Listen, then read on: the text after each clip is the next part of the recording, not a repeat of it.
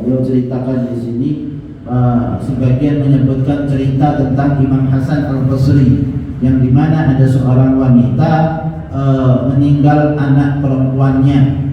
Maka wanita ini pun ibunya ini datang kepada Imam Hasan Al-Basri dan mengatakan kepadanya, ya Syekh, wahai guru, ya, bahwa sesungguhnya saya innali bintan, saya ini punya anak perempuan mata tapi sudah wafat. Walaysa ma'i ghairaha, saya cuma punya anak satu saja perempuan ini dan sudah wafat. Saya ingin tahu keadaannya. Saya datang kepada kamu, atlub minta untuk birani bihali.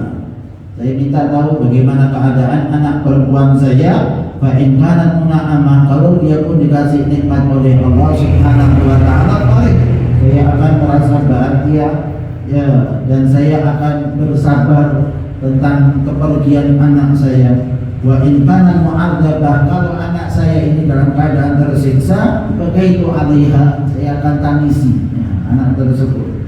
Falamma ja'al hadlail, ketika datang malam harinya, bara Al-Hasan Al-Basri ayatan minal Qur'an wa talaba minallahi an yuriyahu iyyaha. Dia pun Sayyidina Al-Hasan Al-Basri membaca satu ayat daripada Al-Quran, lalu kemudian minta kepada Allah Subhanahu wa ta'ala untuk diperlihatkan anak daripada wanita tersebut. Nanti habis ini jangan ada yang tanya ayatnya apa ya, saya nggak tahu ya. Dan memang orang-orang soleh ya sudah, mereka ini kalau punya hajat bacanya baca Quran, kemudian minta sama Allah, ya Allah kabulkan daripada doanya. Fara'ah fil manam ala halatin sayyi'ah tu'adzabu biha. Dia lihat anak perempuan tersebut dalam keadaan tersiksa, dalam keadaan buruk, ya. Faqala la haula wala quwwata illa billah, kaifa ukhbiru al-mar'ah bihali bintiha. Maka Sayyidina Hasan Al-Basri bingung, bagaimana ini saya mau kasih kabar sama ibunya ini.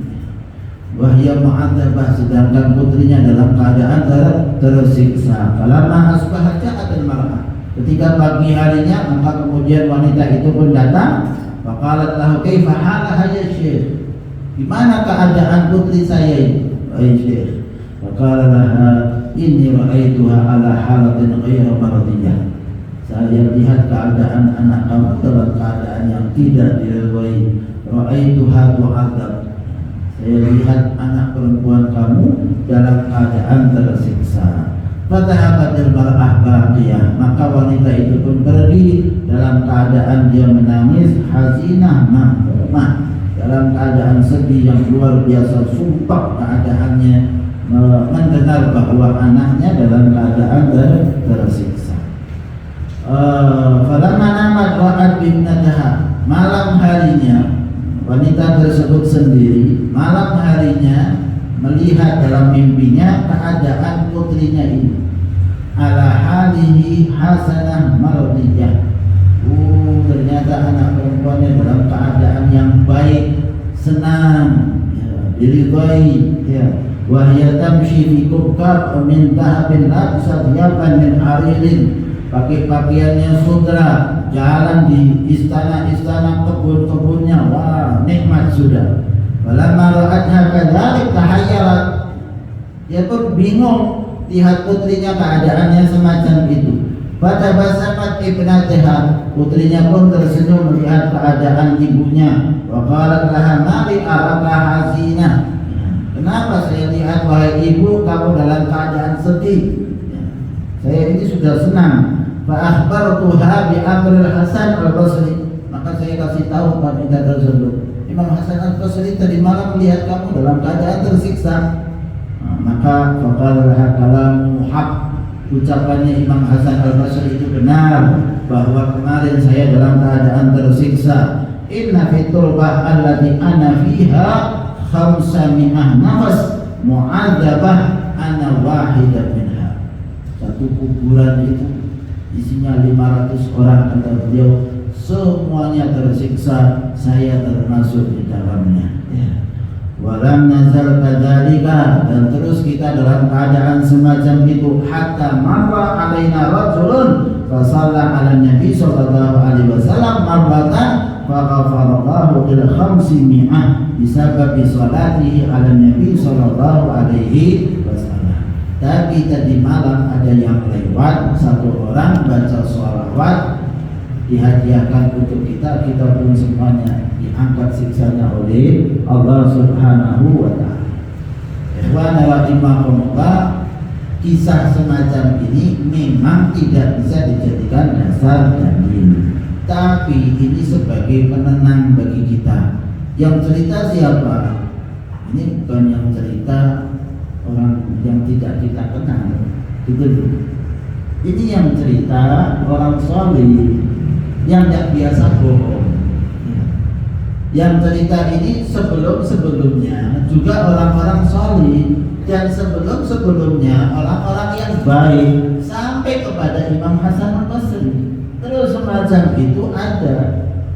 Maka ikhwan rahimahumullah, tetap kita terima apa-apa yang menjadi cerita-cerita semacam ini sebagai penenang bagi kita. Bahwa apa? Bahwa orang itu kalau membaca sesuatu maka tersampaikan kepada mereka. Imam Syafi'i kan mengatakan, kalau seseorang itu datang ke kubur lalu baca apa saja di hadapan kubur tersebut, maka apa yang kita baca tersampaikan kepada yang di kubur. Dasarnya apa? Pelepah kurma yang diletakkan oleh Nabi di atas kubur. Pelepah kurmanya tadi kan di mana? Nabi minta sama sahabat untuk diletakkan akhirnya pelepah itu di atas kuburnya. Ini menjadi dasar kalau membaca sesuatu di hadapan kubur maka sesungguhnya itu tersampaikan. Kita hadiahkan atau tidak kita hadiahkan pasti akan tersampaikan kepada mereka. Tetapi kalau kita di masjid ini baca yasin, baca tahlil, maka akan tersampaikan kalau kita hadiahkan.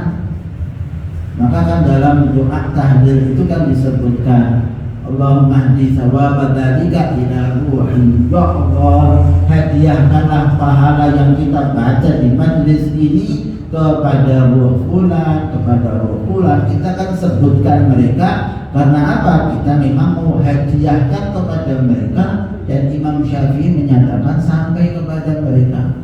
Nah, siapa yang bilang Imam Syafi'i mengatakan tak sampai? Bacanya belum selesai itu.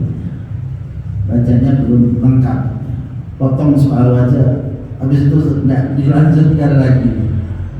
Imam Syafi'i menyatakan sampai ketika kemudian dihadiahkan, ketika kita berada di luar, ya tidak di dekat kuburnya. Tapi kalau kita di dekat kuburnya, kita baca apa saja di samping, nggak usah Allahumma hdi thawaba dzalika, itu istilahnya sebagai tambahan saja lah. Karena yang memang mau kita bacakan bukan hanya kepada yang di depan kubur kita, tapi kan juga kepada yang lain. Ya maka kita sebutkan itu. Sedangkan kita ini kalau hanya mau tujukan kepada kuburnya, langsung begitu saja kita baca, kita datang, maka satu hal yang perlu kita datangi adalah kubur orang tua kita, keluarga kita, orang-orang terdekat kita yang ada di sekitar kita datang. Mereka kita bacakan ayat-ayat Al-Quran, zikir dan lain sebagainya, sholawat kepada Nabi SAW, insya Allah tersampaikan kepada mereka dan terangkat hal-hal yang buruk pada mereka dan digantikan oleh Allah Subhanahu wa Ta'ala dengan kebaikan. Amin amin ya rabbal